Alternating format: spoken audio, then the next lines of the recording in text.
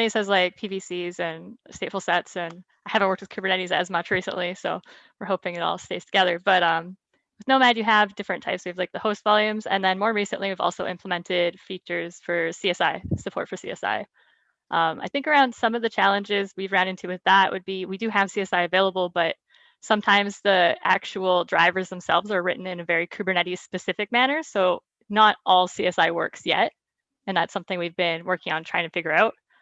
I haven't really been able to do like larger scale state to give a more in-depth answer in terms of what I've found for challenges in the two of them versus each other yet. But yeah, it's been interesting.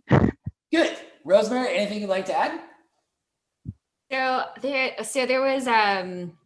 was a Nomad engineer, Danny Lancashire, who explained a little bit of the nuances and the difficulties in running, just generally, in running stateful workloads on container orchestrators. It doesn't matter which one you're doing, but they all have an interesting general set of patterns. I highly recommend it. I think it was at O'Reilly Velocity last year.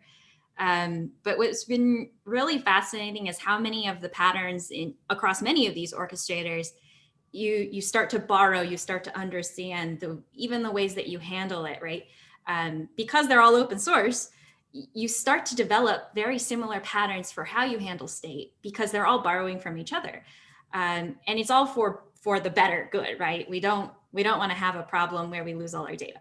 And so we all have this really interesting exchange of patterns and approaches and challenges that we're all commonly working toward.